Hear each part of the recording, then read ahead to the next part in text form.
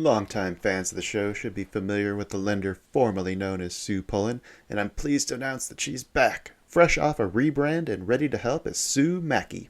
Sue is a certified mortgage advisor at Fairway Independent Mortgage, an equal housing lender who focuses on finding the right product for you and your needs. She has over 20 years of experience helping thousands of homeowners. Whether it's purchasing, refinancing, or even a reverse mortgage, Sue will help. Sue's licensed in 36 states now, so reach out and let Sue Mackey it happen for you. The best way to reach her is just give her a call at 520-977-7904 or in an email, spullen@fairwaymc.com. Fairway Independent Mortgage has an MLS number of 2289. Sue Mackey has an MLS number of 206048. That email again, spullen@fairwaymc.com, and that phone number is 520-977-7904. Shoot Sue an email and let her know she needs to update that address. Disclaimer time. This is where I tell everyone to lighten up. It's just a podcast. Trading is like that roller coaster at the amusement park. Thrilling, unpredictable, and potentially stomach-churning. What works for one person might leave another clutching their hat in the wind. Our hosts and guests, they're awesome, knowledgeable, full of insights, but we're not financial advisors. So don't rush to make any investment decisions based solely on our banter. Always consult with a professional or do your own research. Plus, let's face it, we like to have fun, laugh, enjoy the trading ride together. It's all in the name of good podcasting fun. So remember, take it easy, don't bet the farm, and keep your seatbelts on at all times. Thank you for listening. All right, hello everybody. Welcome to the China Shop, home of the Band of Traders podcast. I am your host, Kyle, and joining me today, I've got honorary CEO Flary and Vanta Trading's Baba Yaga. For those of you who've been living under a rock, there's been some nasty weather in the southeast, to say the least, and tonight we're planning on getting some firsthand reporting from our boots on the ground, Baba Yaga. But before we kick all that stuff off, do you guys have any noteworthy banter stuff to talk about, or anything to kick off before we start talking about the actual stuff today? Anything? No, on a heater. Gave a little bit back in the Gelber contest. You're on week 2? Man, I don't know, week 4 or something like that. Oh. Yeah, I was in the lead for about a week and a half, the second half. I've been in the top 3 the entire time, but now I'm in 4th even after. Dude, it's so funny. My red days would be like in 1st. If I just not traded. That's what, obviously, but whatever. Yeah. But you still got a couple more weeks of that before we can do the recap. Yeah, a couple more weeks. So we'll have to get back in there. Been trying to give more attention to my personal trading and a handful of those accounts. Like the run I've been on has been pretty impressive. So, which of course it's like one good solid base hit a day, not oversizing and just quitting ahead and staying consistent. Well, shock. I had the best 45-day run I've ever had in my entire life. Good for you, man. Yeah. Too bad we're not doing a good, bad, and ugly today. I think I just did it. I think you did. I think you just nailed it. Yeah. Yeah. Baba, I got a little clip for you that I've been saving that I think kind of sets the stage for what we're about to do here. You ready? I'm ready. Okay. Dude, you don't have to run out in the hurricane with a chainsaw. Right. Wow. I mean, just wait till the storm's over and then go back to doing what you were doing. So, Baba, did you heed your own advice? That's the main question I got for you tonight. I saw a lot of down trees. So I did go out, I guess, technically when the hurricane was still, I guess, close. I mean, the wind was blowing from below me up at one point, but that was to connect the generator. So I didn't heed my own advice, but dude, it felt pretty necessary to go, take care of business, bro. Dude, so walk me through everything that kind of happened. I remember the last we heard from you was you were running out to go get some gas for your generator, and then next thing we hear is there's a tree on your house and inches of water. Yeah. Well, so I sent you guys all these pictures. They sort of document some of the highlights of the last couple weeks, so we can talk about those at some point. Is it okay if I put those in the show notes too? Probably not the ones of my child. Yeah, I'll take those ones out. But I think the others, I mean, one of them makes us look like the Clampets. But is that the one with all the laundry? Picture. Yeah, I was just trying to capture the visceral nature of where we found ourselves. Yeah. It was very vulnerable, man. Yeah, no kidding. There was no real other option. I mean, you can put a couple of them in there. I mean, whatever. I trust your judgment. Just yeah, don't I'll put leave my the kids family in ones there. off. Yeah, you know me. So we had a hurricane, and the funny thing, probably the one funny thing about this situation. So there is some silver lining, and I'd love to talk about some of that, but I'd also like to paint a picture of the reality.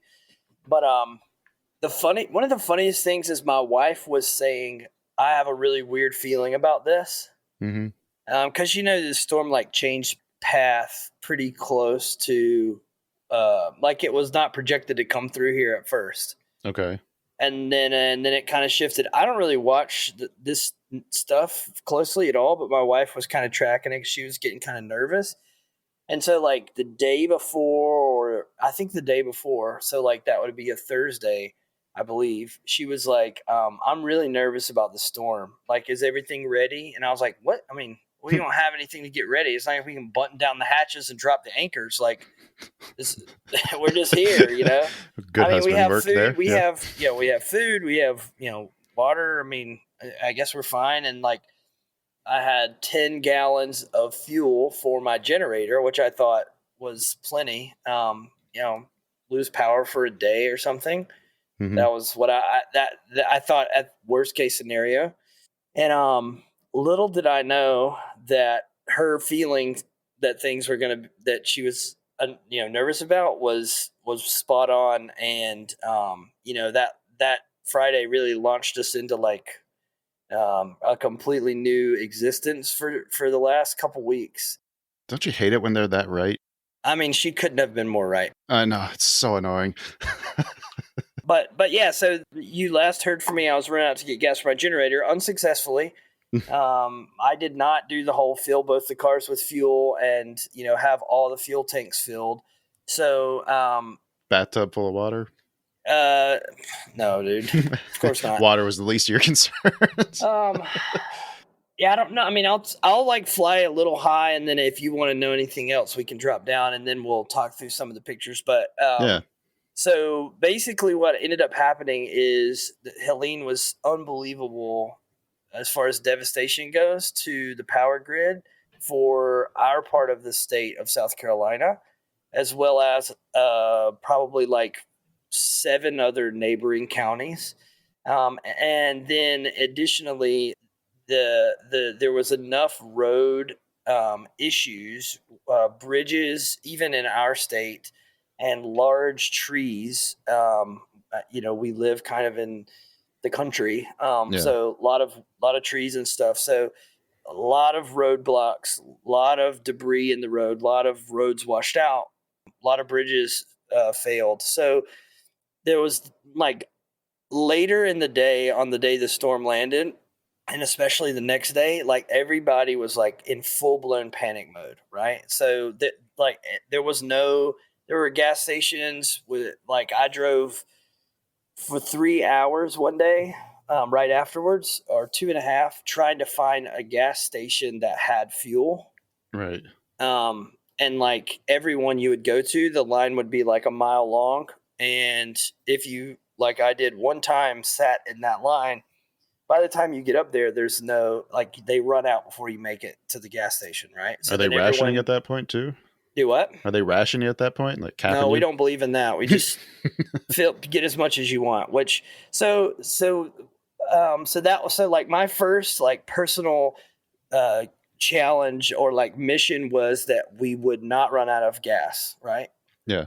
Because gas, like generator equals everything in the house works like normal except running the HVAC and the hot water heater. Mm-hmm. So all the outlets work, fridge, freezers, everything's microwave, everything's chilling. The Wii. We did not play weed, bro. There was no Wii playing. This was not a Wii time. Unfortunately, we did play.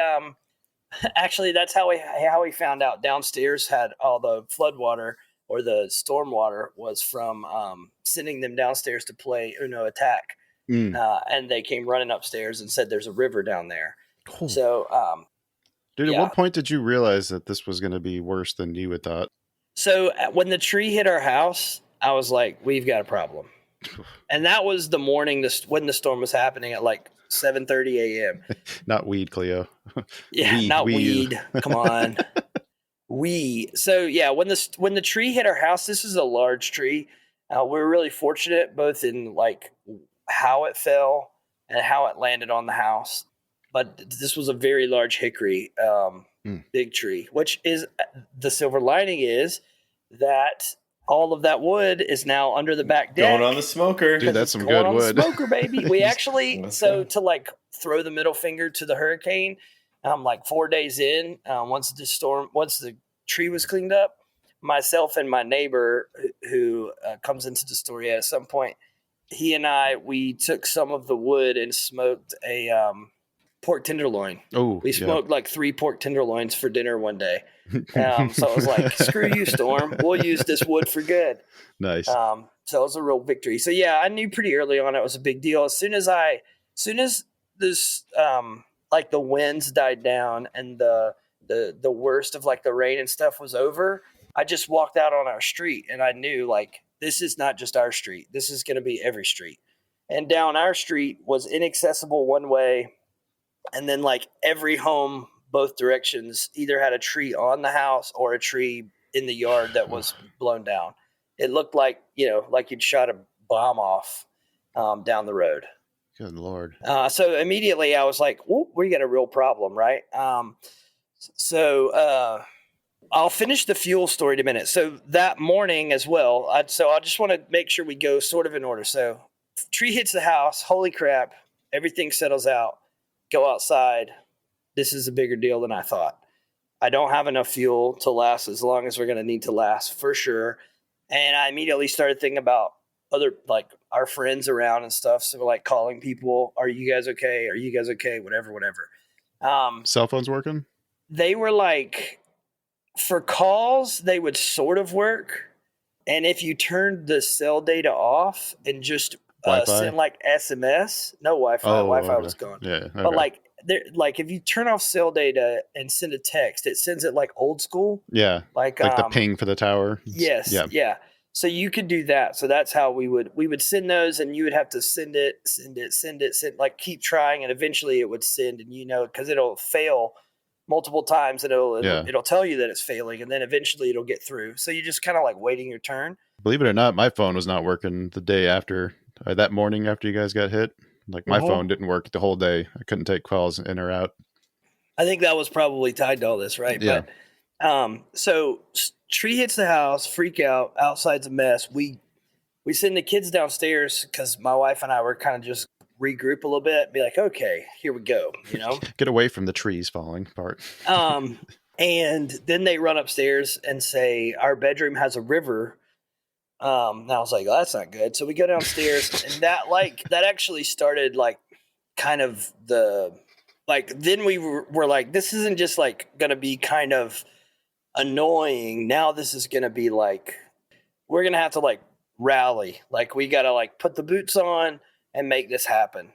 Like we can't just kind of chill until it's over. Like it became a very offensive, like, we have to make sure our people are okay. We have to, because our, and I hate to say that like all of this stuff getting ruined downstairs like prompted that, but it sort of did. Like that was what, like when the tree hit the house, I was like, man, this is a bigger deal. Go outside. I'm like, oof, this is not good. When downstairs flooded, I was like, this is like, okay, this is now like, feels like a whole nother level. So yeah, we got, as best we could, stuff up out of the floor onto like tables and onto like the top of dressers and up in beds and all of this. But like in reality, like a lot of stuff got, really messed up with the rainwater, all of the carpet. So it was a nightmare. So, but we got that to like what we felt at that time was a stable place. And then my next focus was like, okay, we've got to figure out fuel, because we're going to be out of fuel for a long time. Because I drove just to the first station close to here, and the lines were like a mile both ways. And I was like, well, we got a problem. Then I thought, and I think appropriately, let me go further. Like, let me try to track a different angle into town, way down into town. And like, there's basically make a giant rectangle and check like the edges of the like western and southern part of our county and then like loop back up, hoping that somewhere in there was a pocket of normal. And so if there's a third level of realization that this was going to be a huge thing, it was after that loop. So many like roads were busted, so many times I had to turn around, so many, like it was unreal. And so when I got back, we kind of puked and rallied, like I got back feeling kind of defeated. I just drove a quarter of a tank of gas out to come back with no more gas. So, I'm from the South, as you can tell. And if you're listening to this and you're not sure yet, the answer is yes. So I called a friend of mine and we started talking. He's like, well, my generator runs on propane. And I was like, well, that's awesome. Do you have any like random gas that you don't need? And he was like, because his truck is diesel. And he was like, dude, my boat is here and it's full. 35 gallons of fuel in the tank of my boat is full. He's like, dude, come over, you can get it. I was like, you think I can get to your house? So fortunately, some other guys had like cut some of the roads there. So we were able to I was able to navigate over there and spend part of that next morning, siphoning. I think we siphoned 15 or 20 gallons out of the boat with a little tube, Yeah. And it was a huge win, right? And then I came back and siphoned the fuel out of my lawnmower, which was another 5 gallons. And so then I felt like, okay, that crisis is finished. But then our house smelled horrible. Oh God, yeah. Once you get that stagnant water in there. About the time we finished the gas crisis 1.0, which was I'm thinking maybe that is into Saturday afternoon. I was like, we have a real problem here. So then it was demolition day. So Saturday and Sunday, the rest of Saturday and Sunday, we demoed downstairs, pulled all the carpet, cut all the drywall. Downstairs was a den, a laundry room, the utility closet for the house. You got that stripped down to the foundation now too. Yes, down to the foundation, down to the walls. And that window that's pictured, actually, the big double window that's pictured with the rake or the shovel and the spade leaning against it. That window, the bottom of that window, that's where all the water actually came in. It came in through the seating of the window, how the window is seated against the framing. There was just a river flowing out of that.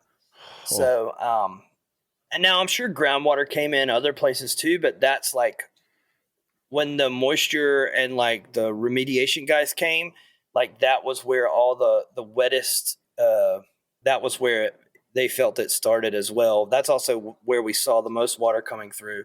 All that wood was completely saturated around the frame of the window.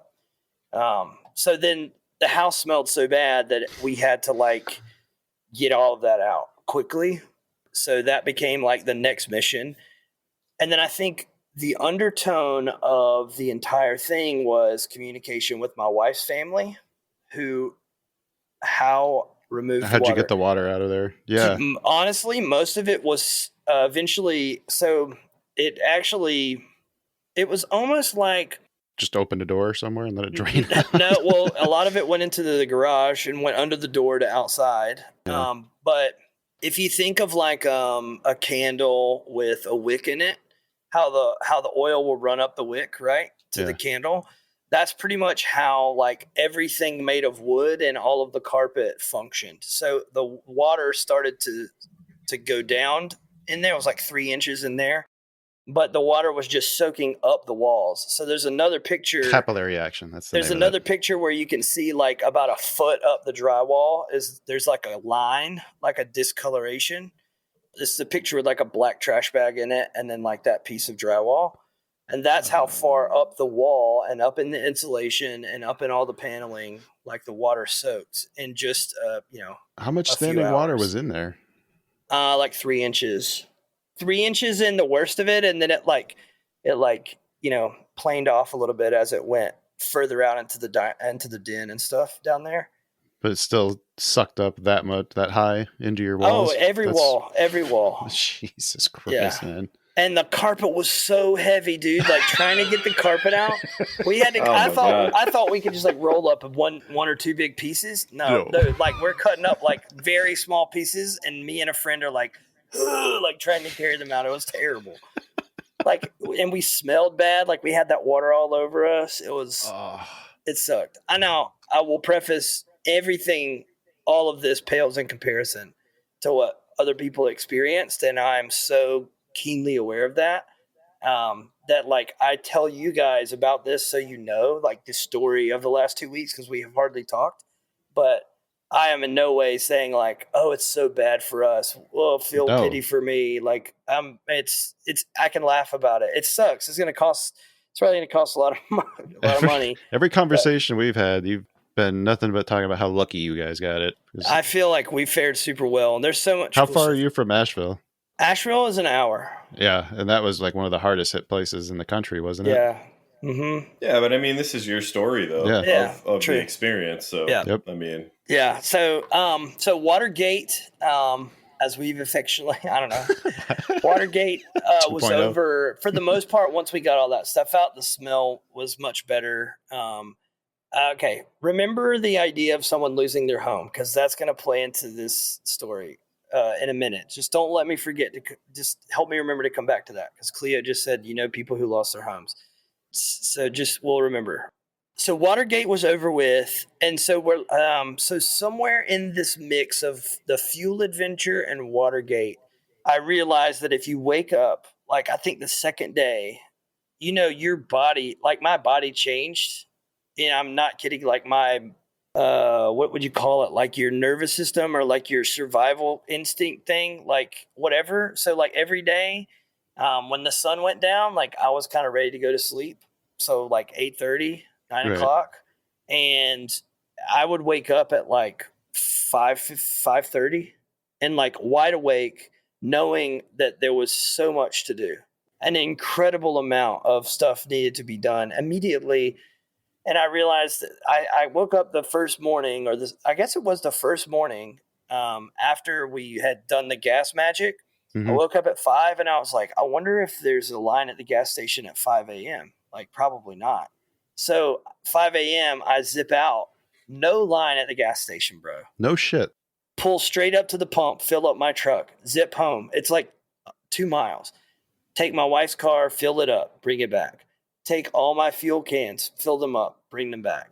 Then I'm like, it feels like I've won like a miniature war. I'm like, oh my God, like no worries about losing food. So we have like 4 months worth of meat in the freezers from the cows that we butchered of our own, as well as like we bought a bunch of meats from a few farms in a neighboring state. So like we have like pounds and pounds of chicken, pounds and pounds of beef, pounds and pounds, and it's all in freezers in the garage. And I was like, I just didn't want to lose that.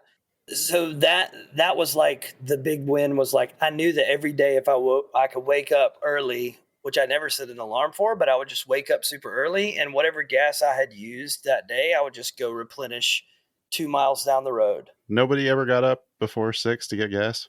I mean, I after so towards the end, like, I guess I say towards the end. So like I don't know when we got power back, but I realized that like now I had plenty. Like it was no need to do that every day anymore because I could go a few days on what I had. So, and that was such a good strategy that I didn't feel like I needed to do it every day. So I told my neighbors about it. Like, I'm like, hey, if you need gas, like wake up early, you'll be fine. If you're in Florida right now, set an alarm.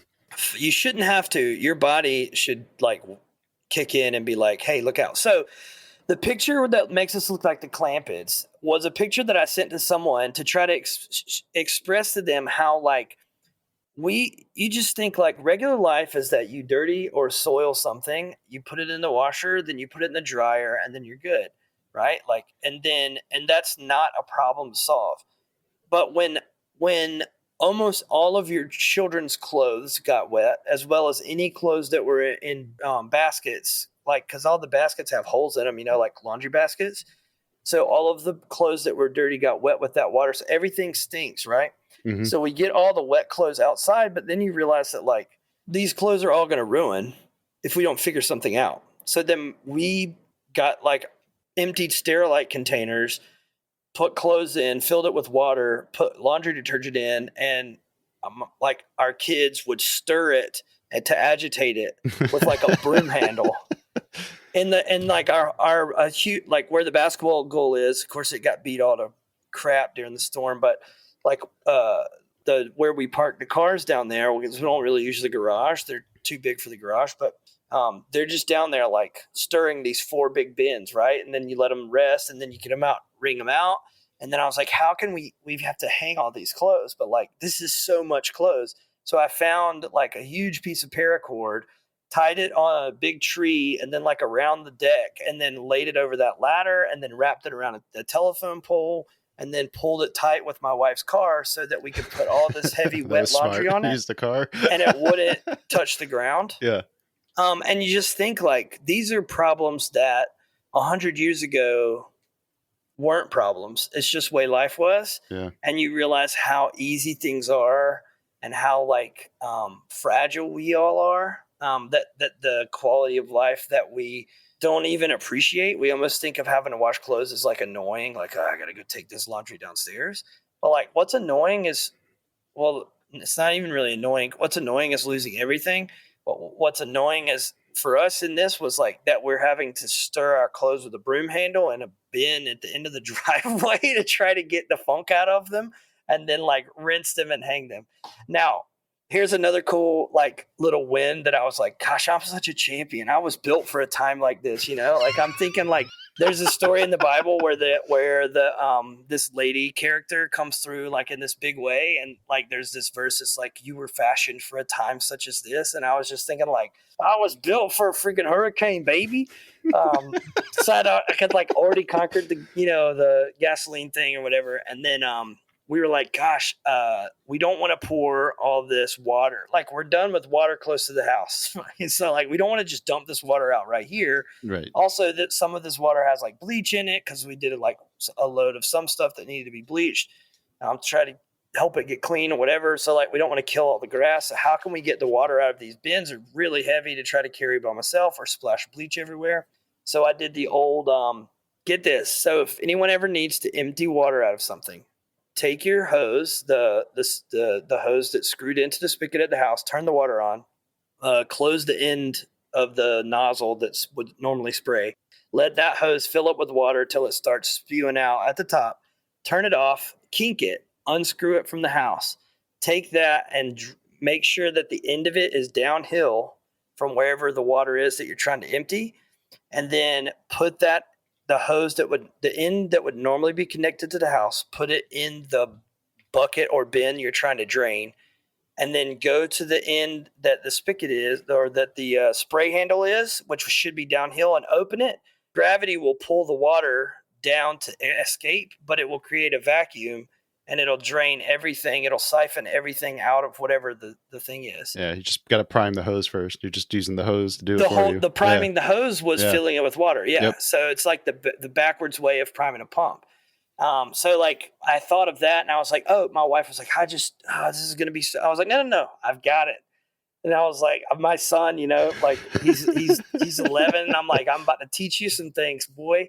And I was like, drag the hose towards the woods. Like we're like yelling back and forth, like setting this thing up.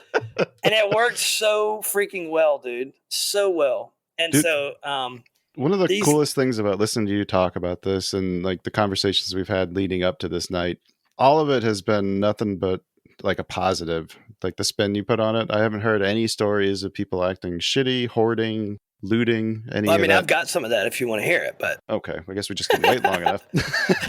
No, well, hang on, wait a minute. You still have to tie it back around to people losing their homes. I will. That's coming. That's coming. That's coming for sure. I was just trying to think, like, I'll tell our story here, and then we can talk about what we experienced where it's really where it's bad. Yeah. Because my story is like, it's pretty lighthearted, and like, again, we fared well. We still had some stuff to happen, but like, when you look back on this event, it's not going to be something you look back on with anger, regret, fear. It's going to be something No, that and you probably had got some actual fond memories out of. It kind of sounds like.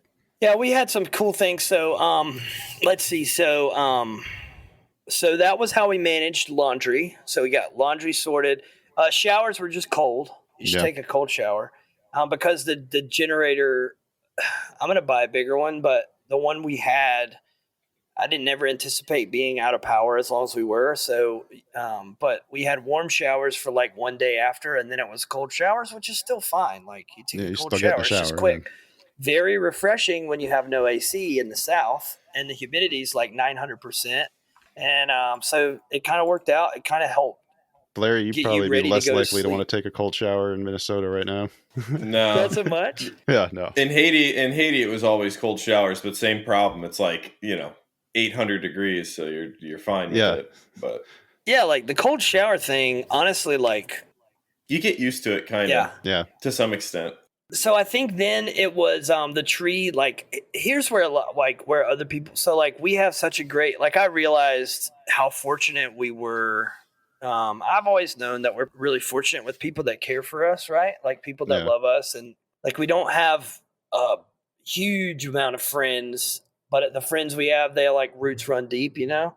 Yeah. So guys like rolled up. They're like, you got a tree on your house, like a bunch of dudes rolled up, and we just like did it, like we like got all that sorted, got it cut off, got it all situated, helped me cut it up. I had a friend drive here from Tennessee because he knew that like grocery stores would be running thin on stuff, and also just he like wanted to help, and he like does well for himself, and he's real handy with like a chainsaw or like building stuff or whatever. And so he was like, yo, I'm going to drive down there. I'm going to have to leave Tennessee, go around to Atlanta, and then come up 85 to get to where you guys are. It made his trip like ridiculously long, but 40 is like blown to pieces, right? So like how you would normally go is not even a thing.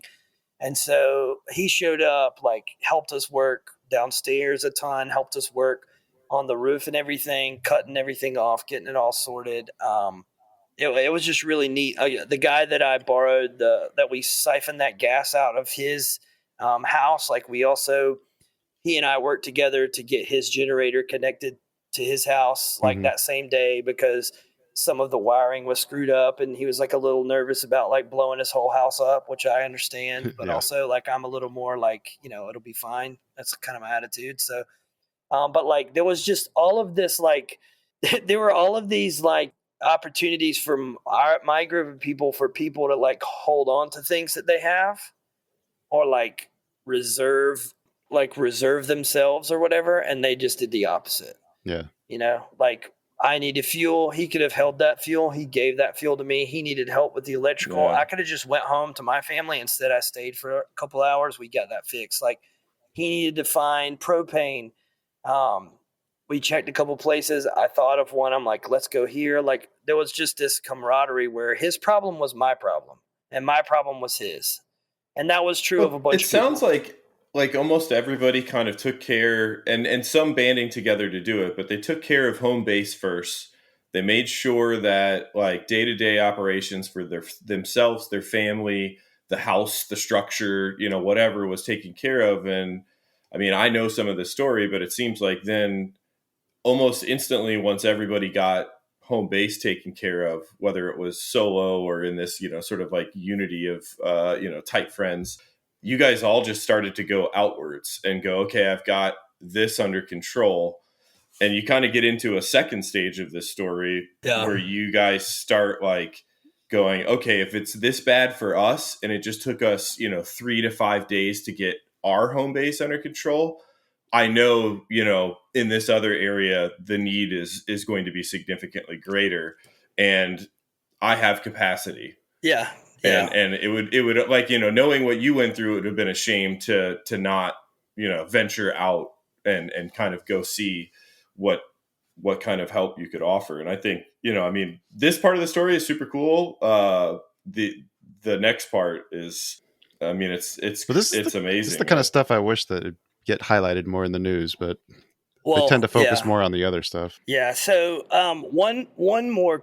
So this story is a great bridge to the point you're making. So as weird as this may sound to some or whatever, but my wife and I have felt like we felt like for the better part of a year that we have a neighbor that is our geographical neighbor, meaning like directly across from us, but we had not been able to connect with him. He's a single older gentleman in his 70s. Both our neighbors on either side, we're so close to them. They're great, like homies, right? Like Yeah. my kids go play in their yard or go help them with yard work, like love them, right? And this wonderful. And through this, we were like very concerned for them, checking on them, like they were good. The neighbor across the way, we had just not figured it out. And this situation that we just went through gave us like the bridge to this man who we just knew a little bit about, but he had, he had lost his mom, he'd lost his wife, he'd lost his dad. He lives alone, no family around except for his sister. They're close, but not that close, and she lives like 30 minutes away. And so when the storm settled, everyone found themselves like 5 houses in each direction. All were just in the road talking, like, "Are you okay? Are you okay? What do you need? Like, how's everybody doing?" He came out there, and so we all started talking. And then like people headed back to their houses and he was still there. And so I just said like, "Hey, do you have a generator?" He was like, "No." I was like, "Well, your fridge and freezer stuff will only be good for like 24 to 48 hours if Right. you don't open it. So if we get to that point, you might want to bring all of that stuff to our house because we have a generator, fridge and freezer will stay cold." And he was like, "Oh, it'll be okay. It'll be okay." Well, wouldn't you know, we didn't have power for however long. I don't even know. It was a long time, a lot of days. And so he lost all his fridge and freezer stuff. And I don't think he had a huge supply of food on the shelves. So I talked to him. Well, it was actually 2 days in is when this conversation happened. And I was like, "Have you had anything to eat today?" And he was like, "No." And I was like, "Well, let's go eat." And so we brought him. And this is weird to say. So like, I'm not trying to say that we're the best people in the world. Like anybody with a heartbeat would have done the same Yeah. thing. So this is not like a I'm awesome story. This is just like highlights of some of the, unexpected beauty that like hid on the backside of all of this. Sometimes it's such a simple thing that you can do that can make such a huge difference in somebody's life. Yeah. And that's what's Yeah. cool about the stories. Yeah, so we invited him over. I mean, you can see in the pictures, he is like a man from the country. Oh, that's the guy? with the suspenders. Okay. Yeah, who's talking to Joe on the It's like, back is deck. that your dad? No, and then like the guy that's standing at the road watching her play on her bicycle. Yeah.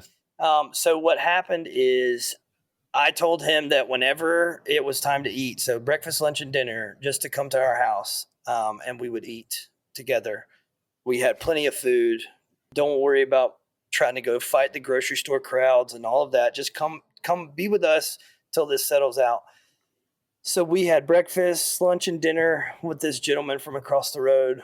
I mean, almost every meal for however many days that we didn't have power. And then since then, we've had him over a couple of times just for normal dinner with like power and like, lights. We had Right. lights, but like life is more back to normal. The cool thing too is like the day that I asked him how to eat anything, he had spent that morning helping me remove paneling and drywall from downstairs. Like Really? I had said, like, well, I'm going to go try to get to work on my downstairs because there's a lot of flooding down there. And he was like, "Well, do you want a hand?" And I was like, "Well, you don't have to help, but you come hang out if you want." Because I figured he was probably lonely. And he's like, "No, I'll come help a little bit." And so he helped. Like we like really connected, worked together that whole night, afternoon, ate together, and now he's like calls me like, "What you getting into today?" Like trying to hitch a ride and hang out. Like Oh, man. Joe really thinks he's like his nickname is Bear. So I won't say his real name, but that's his nickname. And Joe calls him Bear. And like, Is it weird that I'm jealous? no, it's fine. She still thinks you're great. She still thinks you're great. She better. Longtime fans of the show should be familiar with the lender formerly known as Sue Pullen, and I'm pleased to announce that she's back, fresh off a rebrand and ready to help as Sue Mackey. Sue is a certified mortgage advisor at Fairway Independent Mortgage, an equal housing lender who focuses on finding the right product for you and your needs. She has over 20 years of experience helping thousands of homeowners. Whether it's purchasing, refinancing, or even a reverse mortgage, Sue will help. Sue's licensed in 36 states now, so reach out and let Sue Mackey it happen for you. The best way to reach her is just give her a call at 520-977-7904 or in an email, spullen@fairwaymc.com. Fairway Independent Mortgage has an MLS number of 2289. Sue Mackey has an MLS number of 206048. That email again, spullen@fairwaymc.com, and that phone number is 520-977-7904. Shoot Sue an email and let her know she needs to update that address. Longtime fans of the show should be familiar with the lender formerly known as Sue Pullen, and I'm pleased to announce that she's back, fresh off a rebrand and ready to help as Sue Mackey. Sue is a certified mortgage advisor at Fairway Independent Mortgage, an equal housing lender who focuses on finding the right product for you and your needs. She has over 20 years of experience helping thousands of homeowners. Whether it's purchasing, refinancing, or even a reverse mortgage, Sue will help. Sue's licensed in 36 states now, so reach out and let Sue Mackey it happen for you. The best way to reach her is just give her a call at 520-977-7904 or in an email, spullen@fairwaymc.com. Fairway Independent Mortgage has an MLS number of 2289. Sue Mackey has an MLS number of 206048. That email again, spullen@fairwaymc.com, and that phone number is 520-977-7904. Shoot Sue an email and let her know she needs to update that address. But that was like a little sliver of silver lining on the home base of just like most immediately where we got to serve or like help someone. The coolest example of that was him. And just like the relationship that we have now with him compared to what it was before. So like the chance to care for him in ways and like, I don't know, man, it's just like it gets you outside of the little box of like, I wake up, I take a shower, I take my dogs on a walk, I jump on the call, I do the trading, I jump off, I manage some properties, and then I do my thing. Like this last couple weeks, like blew all of my normal out, but some of it got replaced with stuff that really I think matters a lot. And it was a great reminder to not be so self-oriented, you know? Yeah. You got any examples? Well, like the relationship with him, Yeah. caring better for the people around, like making ourselves more available. Almost just like, I mean, I traded a little bit at the end of this past week. It was fine. I didn't like try to ape into anything, but maybe eventually it'll be different. But like, I think I realized how much some stuff just doesn't matter. Yeah. And I think I realized that by realizing how much some other stuff matters a lot. And when life is easy and chill and you status quo, it's easy to just get like lulled into normal life. That's all it is. And when it gets blown apart, you really start to focus or get reacquainted with some of the things that really matter to you and that are really important for like people around you. And so even like staring at the charts and trading, like it was just kind of,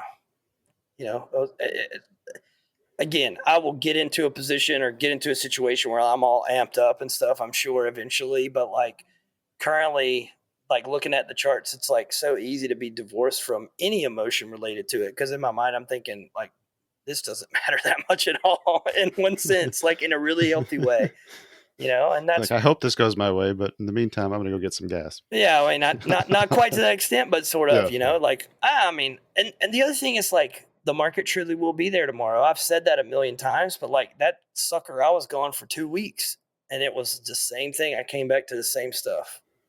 The same balance, even almost. Yeah, it was like, well, here we are. So I know we've like really talked a lot about my situation. Flary brought up a great point. So, and the story with my neighbor kind of springboards it out. So, probably like 3 days in, maybe 4, we realized that the damage and stuff that my family in North Carolina had experienced was like intense, like very, very bad. So if you look at the picture with the red circle on it, there's 2 of them. One of them has the circle of the bridge that goes to my family's home. completely washed out. Oh, that's what that was? Yeah, there was a bridge there. There's not even a trace of a bridge there. And no, there's not. And then there's another picture with a red circle of a home. That was the home that my wife grew up in. And that is totally inaccessible to her family now. There's no way to get to it. They did build like some local people built a bridge with trees and some lumber, but her parents are in their 80s, so like crossing that's not really ideal. What we had the chance to do though, so we have a family farm that's just up from that where those two rivers converge. That's a real problem, that area, because you have one river catching all the mountain runoff from one mountain range one way, and then another one catching all the runoff from a mountain range the other way. And that area is like the bottom of essentially like a valley from two directions. If you could think of two valleys coming together, one valley is Highway 64, and then the other valley is Highway 74. So just past that junction is where Lake Lure is and where Chimney Rock is. A lot of people know Chimney Rock. That totally obliterated down through there, very bad. Do not go joyriding to see storm destruction. It is incredibly counterproductive to rehab efforts on the part of locals and the county that's trying to fix roads. And that has been a huge problem up there. It's unbelievable. Dude, that's kind of fucked up anyway. Yeah, people. I mean, I get the curiosity, but like, if you're not going to contribute, then don't go. And if you're not going to contribute to an organization or a person at this point, then probably don't go. Like early on, it was really important for people to rally in any way they could. But now, think most places, except further above Asheville and up into some of that, they're still in kind of a really bad situation. But the place that we immediately are connected to and have helped in is now kind of trying to build towards what does this new form of life look like for the next 6 to 8 months is probably what it'll be. But Bubba, speaking of helping, do you want to give a shout out to that link that you tweeted out for where people can go to help? Yeah, man, jump on my Twitter if you want to help. I don't really post a lot of I don't post anything like this really ever. And I don't really get political or like government stuff. But yeah, I posted some thoughts in the thick of it that were probably a little sharp or edgy. But I had some experiences when we first started to help with some friends that was really unfortunate. Some help was desperately needed and couldn't get there because of red tape, basically. But there's a link pinned in my Twitter, and that church, basically the road is so bad and the road is already so small that partnering with any large organization to provide the relief that they would normally provide, so like Samaritan's Purse or like some big national organization, the infrastructure isn't there to support that type of resourcing. So that church is a little church on the hill. It's pictured actually in the picture with the red circles. It's the white building to the left. It's kind of like a little beacon of hope for all the people down there, because that building is slam full of supplies and need, like, can meet needs for the people. So food, water, clothing, like gas, propane, grills, generators, like they have distributed all that kind of stuff and are still ongoing. They're set up as the hub for that community because they're 30 minutes, 20 minutes from like town. And a lot of people still don't have easy access to their homes. Like my in-laws, they're still displaced.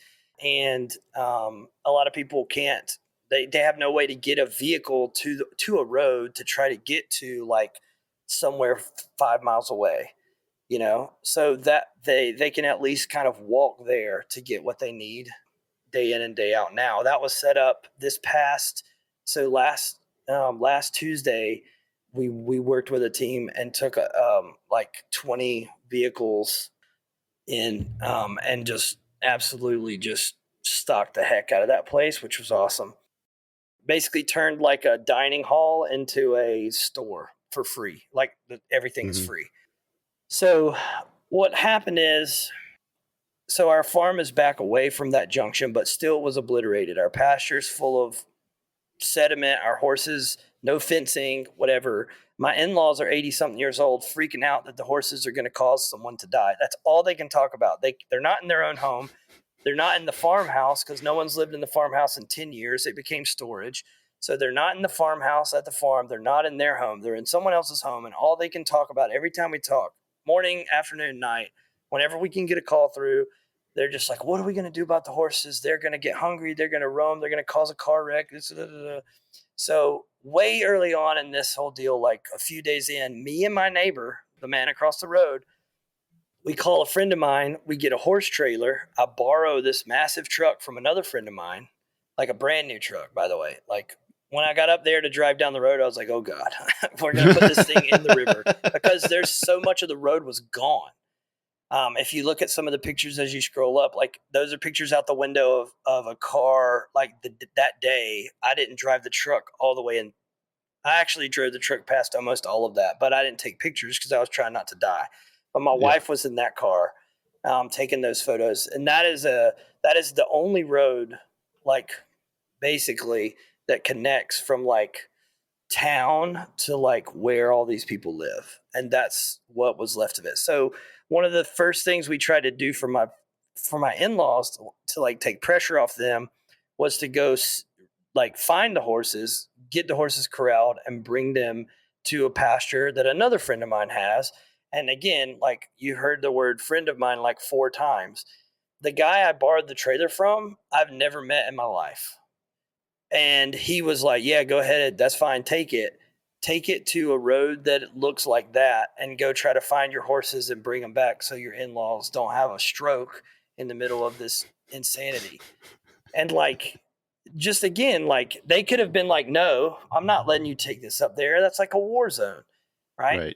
So that's why there's pictures of the horses happy at this other farm and like me cuddling Shadrach, who the cool story about him is like no one had ever ridden him. And then I was like, he's rideable. Not lately, but like a couple of years ago, like I went up to the farm and worked with him for a day, rode him all around. It was a good time. So I was happy to get them back because they had nothing to eat and there was no fencing left. The river that divided the corral and the barns from the pasture is now like 5 times bigger than it was before. That river that you see in all of that open space, a lot of those photos you could never have taken before because there was like woods and trees right down to the edge of it. But it blew its banks out so far. And like our field, unfortunately, was a huge sediment and debris deposit. And so the horses they were fine. They weren't going to die then, but like it wasn't sustainable. What's it take to clean up that kind of mess? Dude, I worked up there all day today. It's going to take a lot. Jeez. You used to be able to drive like a normal pickup truck across the river at our farm. It was really shallow and docile. And now there's like rocks the size of a truck, like in the middle of it. The banks are 12 feet steep instead of like being just a little grade down to the water. It's insane. So like, again, like me and my neighbor, we roll like a rescue trip for the horses. And then a couple days after that, we got power back, which I was like, oh my gosh, we have power. And then I called my parents.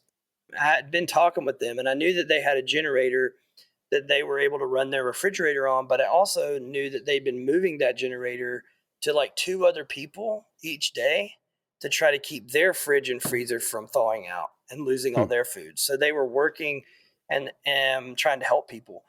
So as my power came back on, I called my dad. This goes to Cleo's question about people who lost their whole home. I called my dad and I said, hey, I just moved my generator to a lady that lives close to me who still doesn't have power. She's on a well.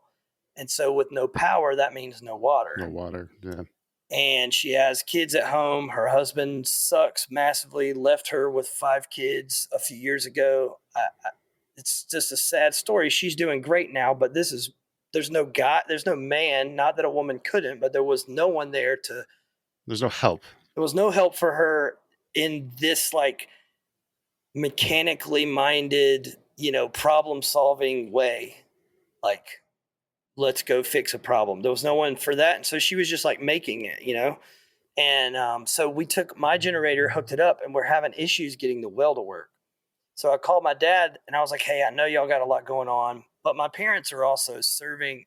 My dad is a pastor. So Mm-hmm. surprise, surprise, for those of you that didn't know. And so he had his congregation, like he's trying to check on everyone, keep everyone safe, like try to help with supplies and whatever. And his generator broke like the next day as well, which was really bad timing. But I called him and I was like, hey, would you be willing to come up here and help me fix this for unnamed lady who lives not far from here, but it was where she lives, it was pretty bad there. No, not thinking they're getting power soon. He was like, sure, I'll bring my friend who is super handy with that kind of stuff. Because if you can't figure it out, I probably can't figure it out, but he can. The guy that came and drove an hour and 15 minutes to help pick up or help connect and figure out a water situation for my friend at her house, he lost his house completely in the storm. So you think Wow, of they're like, still out there helping. and he leaves his family with my mom at her house or at my parents' house and drives with my dad an hour and some change to crawl under a house and try to help us hook up a generator to help this woman so she would have water. Dude, I can relate to that though, because it's either that or you sit at home and feel sorry for yourself. At least you can go out and like help or do something. Like at least it makes you feel like you're taking charge of the situation rather than just having it happen to you. Yeah, but like, yeah. And so like that's like the heart of people like that are what this area is largely comprised of. And that's one of the reasons I love where I live and love the people here.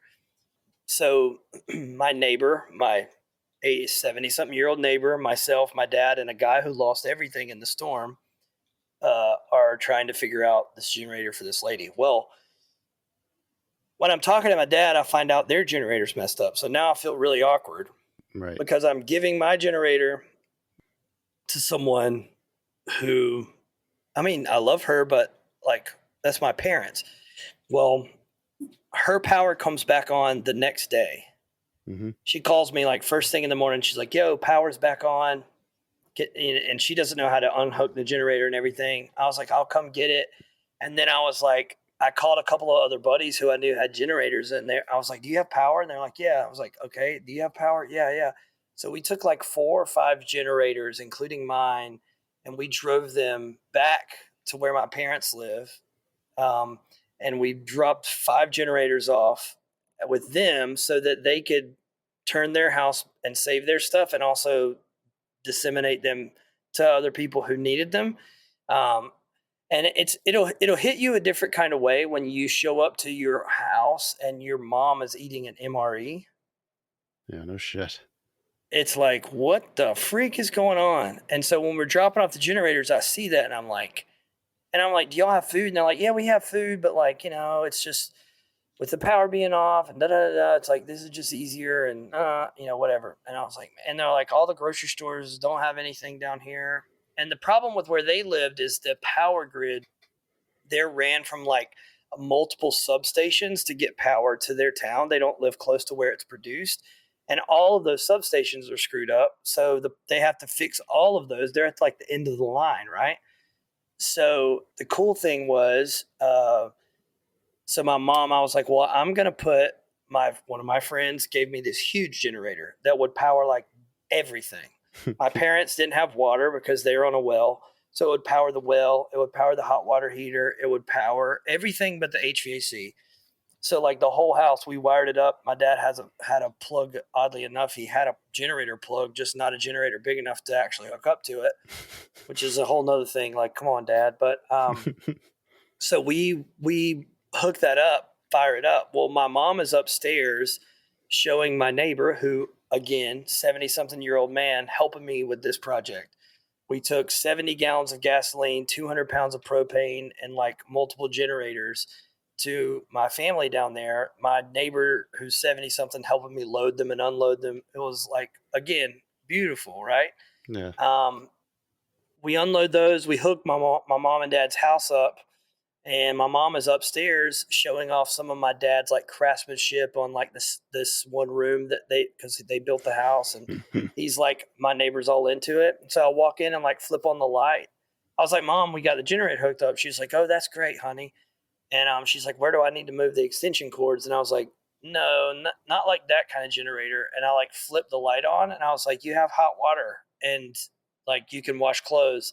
And she just like grabbed me and starts crying, and she's like, it's just been so hard. Wow. You know? Wow. And it was like such a cool moment, because we could have just not done the kind thing, you know, but why would you not, you know? What an opportunity to like share. And my friends who gave me, I mean, I just like went to people's houses. They're like back at the office and stuff. They're like, let me know when you get there. I'll open the garage for you. You can grab it. Or like every one of them that I picked up had a full tank of gas and a gas can with it that was full. Just sitting out there ready to be picked up. And said, take it. Yeah, take both with you. So we were able to like help them. But when I noticed that like the food situation seemed a little dicey, and then my mom was like, she's like, hey, when you go out, will you take this bag to the people that live 2 houses down? It's just some food and stuff that I want to send to them because they have a newborn, like a baby. Mm-hmm. And I was like, I'm taking food from your house to theirs, then you're eating an MRE. Something doesn't dial up here, but okay. So we dropped that off. Super sweet couple, super thankful. And then I was like, we need to do something about this down here. So I called another friend of mine who I knew had been running donations to Swannanoa, near like north of where we've been helping in the Lake Lure, Chimney Rock area. And I know we're running over, but I'll try to wrap it up. But he was like, what do you need? And I was like, I don't know, man. Like food, you know, baby diapers, wipes, hygiene stuff, like what people need in a crisis like this. And he was like, oh, well, I've got 3 pallets of that at my office, and we've already packed the vans to take them to North Carolina. So if you can get here in 15 minutes, we'll just load it for you.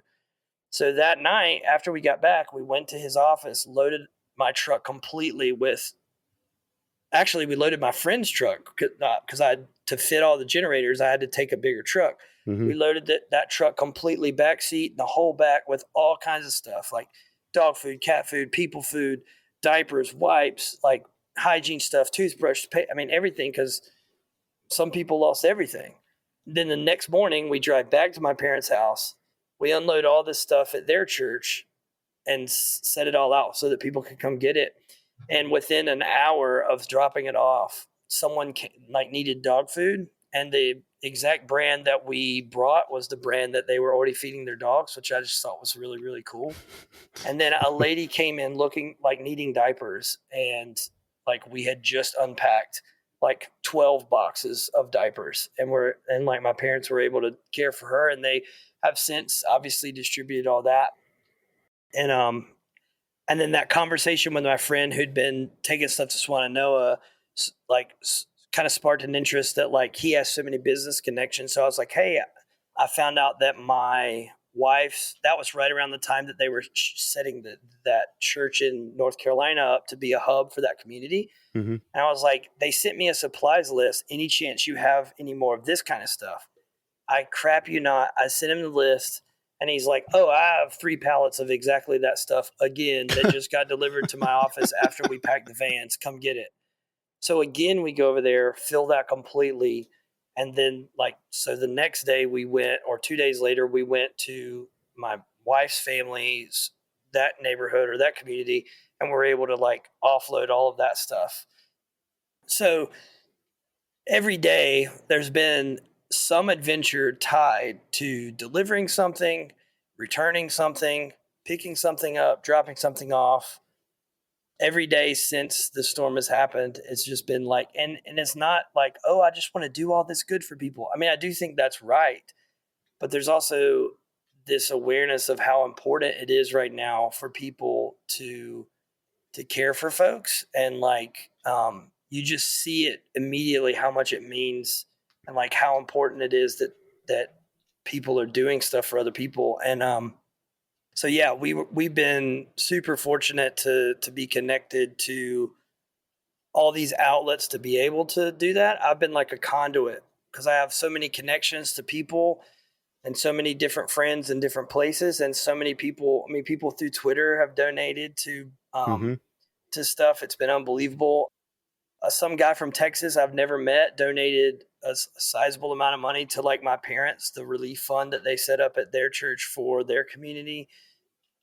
It's just been so cool to see how, what little platform I have can be used, but then also personally, like the relationships that I have, can all of that can be leveraged in a moment to like, to like fix a need. When we went, this is the last story I'll tell you. The network feels like a small thing, but its reach is much bigger than you ever imagine, I think is kind of the point you're making there, huh?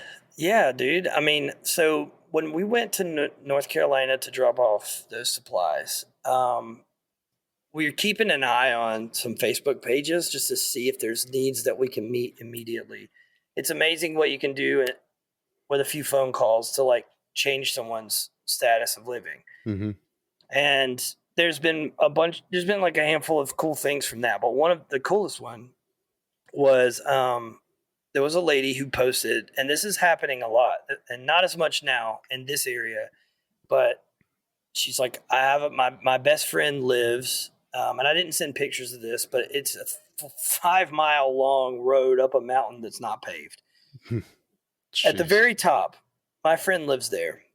I lost communication with her 5 days ago, and none of her family has heard from her. None of us have heard from her, and we don't know if she's okay. She's older. We don't know if she has supplies. We don't know if she's even like, we don't know if she's okay. Yeah. So she posted that. People like said a bunch of random stuff. I messaged her directly and just said, "Has anyone confirmed for you that your friend's okay?" I don't know these people. And she's like, no, no one has been able to confirm that for me. And I was like, well, tomorrow you will know, because I'm going to be in that community with a side by side, and come hell or high water, if I have to run from the police or whatever, like we will find out if your friend is okay. And so it was just neat to be able to close that loop for her. Who was okay? Who was okay, had a medical check from the they did wellness and medical checks on that road, and another one very similar the night before. Mm-hmm. Delivered supplies and made sure that everybody was okay. The local fire department did, and they brought EMTs with them, so she was fine. And it was so cool to send that message to that lady and be like, your friend's okay. She just doesn't have power and her phone's dead, but like she's good. She's got all she needs. She's fine. Let the family know, whatever. But like when I say that, like things that are important or like the gravity of certain things has changed, like when you go into a situation where you have someone's name written on your hand in Sharpie, and like screenshots of a map to try to get to where they are to make sure that they're fine. Now, I didn't have to go all the way up the mountain. I was able to get the information another way through connections we had at the local fire department. So I didn't actually have to traverse the mountain, but Mm-hmm. I was planning to if we Mm-hmm. weren't able to get the information another way. But fortunately we were. But like something about writing that down on my hand, actually with two other names that I don't have time to tell the stories, but two other situations where it was like, it's important. It's very, very, very important that we confirm that these situations are fine, and no one else has done that. And so like now that is my job for today. And in addition to delivering these supplies, like I will not leave this area until I can mark these names off my hand, like when that's what you're doing, like in an afternoon, it changes, like taking a 20-point stop or whatever, like just somehow Doesn't doesn't matter matter. as much, you know? Dude, that is I think that's about a great place to end this. Unless you have any final thoughts, Flary or Baba or anybody in the chat. You connected with my partner yet? I haven't heard anything yet. I don't know. He may have called Paul, but yeah, Okay. I will just say that like Flary has been a resource through this, and not to, like, we can leave the details, but like he's been just kind, even just as a friend, to like check on us, but also, and you guys have too, but also just like, I don't know, man, like that's been cool. that's been cool. There's connections being made. Like he's like putting blocks together for us. Um, there's been multiple folks on Twitter, I couldn't try to name them, who have DM'd me like, after you make a donation, you get like the success thing, like thank you for donating, whatever. It Mhm. doesn't tell the amount, but like just letting me know, like they're just letting me know, hey, we're helping, like we're sending this. Like my buddy in town who has that business, again, like so many things have happened through connections that we have, either through like my trading world here, or through just like regular life with friends that I have, and to have seen them, like everyone kind of rally, um, has been really cool, man. And like, yes, I have some like frustrating stories I could tell, and like even today, like I just wanted to like knock someone's teeth completely out of their mouth over a situation that ultimately got sorted. Um, but the point is like, I would go through any of the frustrations 10 times over, to be able to make sure that like people are okay, things are getting where they need to get. And I don't know, it's like, I told my wife, it feels like a watershed type moment for the way our life is, Yeah. like it's really, and the last thing I'll say, and then I'll be done, is there were so many days where I left in the morning and came back at like almost dark from what felt like running missions, which they sort of were missions. I mean, and travel is, even though like, travel is so complicated because you have to reroute a lot of stuff. So like everything takes 30 minutes longer to get, from point A to point B right now. And my wife has been like such a champion through all of this. Not that she was neglected, again, because like to Flary's point, like you make sure that our home base is good, and then we rally for everyone else. But like, so like our home base was good. Let's also not forget all the stuff she was taking care of, so you could get out there and do all this stuff.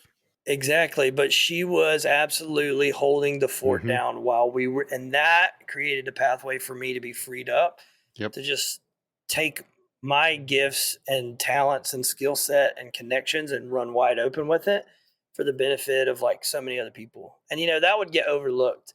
Like my wife basically keeping everything here from flying apart, and our kids from like, climbing a power line in the front yard that laid there for 10 days. So Jesus.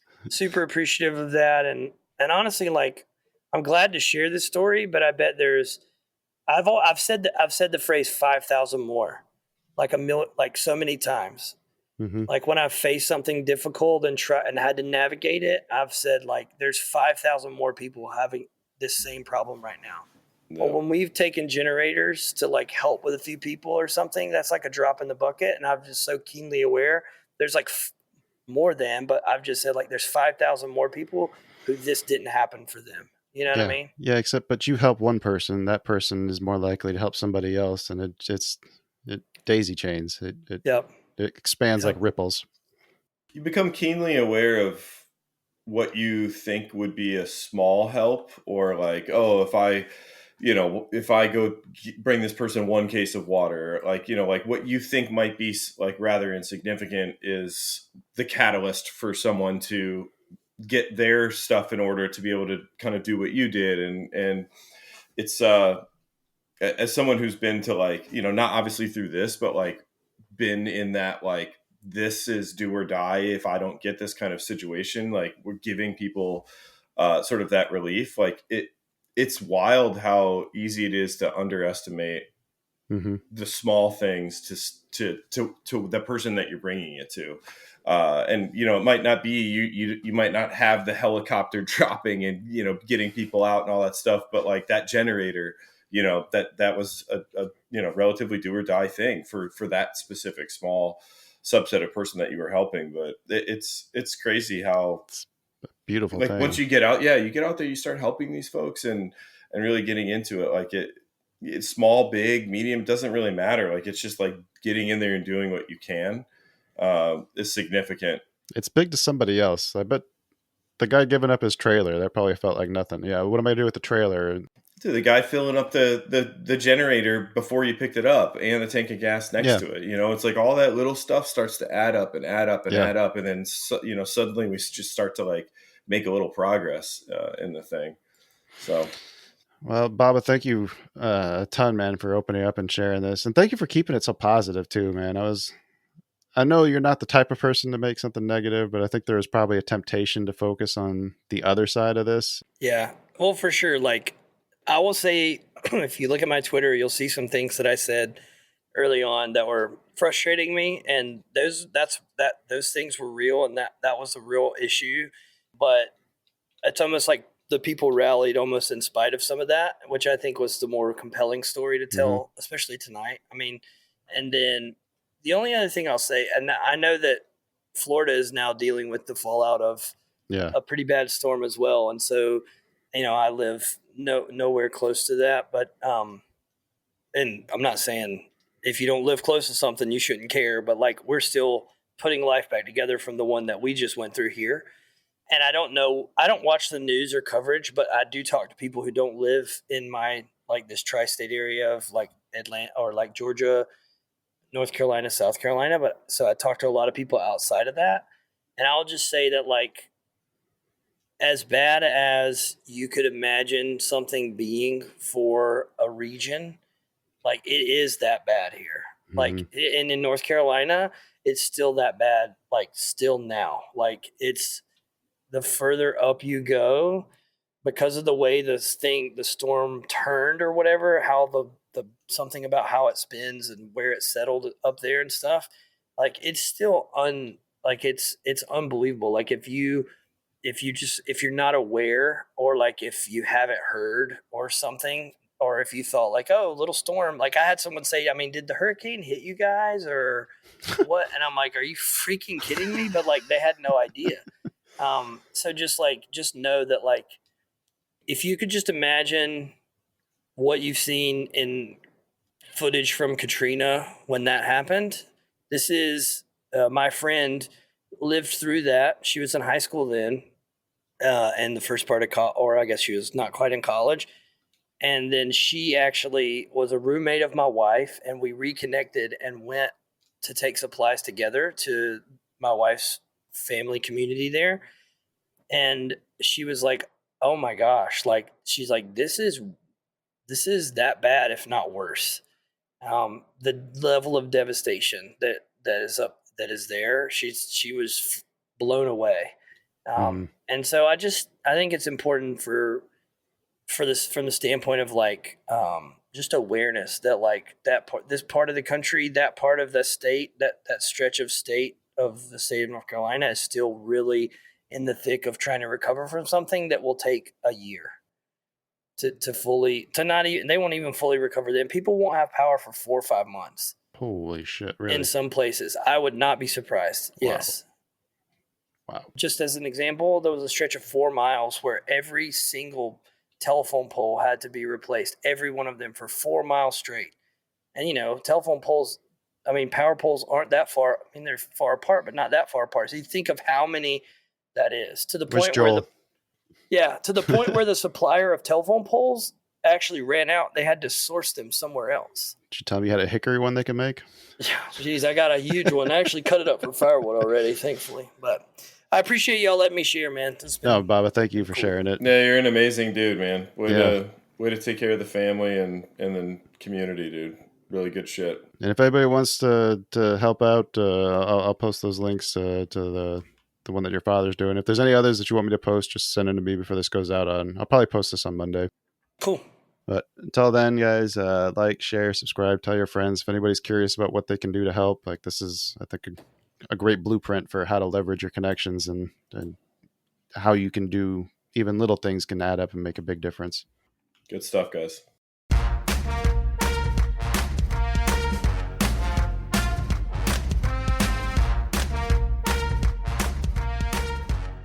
This podcast is intended for informational and educational purposes only. It does not constitute financial or investment advice and should not be construed as such. The hosts, guests, and contributors of this podcast are not licensed financial advisors, brokers, or professionals. Any trading or investment decisions made based on the content of this podcast are solely at the listener's discretion and risk. Trading and investing in financial markets carry inherent risks, and past performance is not indicative of future results. Listeners should conduct their own research and seek advice from qualified financial professionals before making any financial decisions. The views, opinions, and information shared in this podcast are those of the individual contributors and do not necessarily reflect the views or policies of the podcast creators or associated organizations. Produced by China Shop Productions.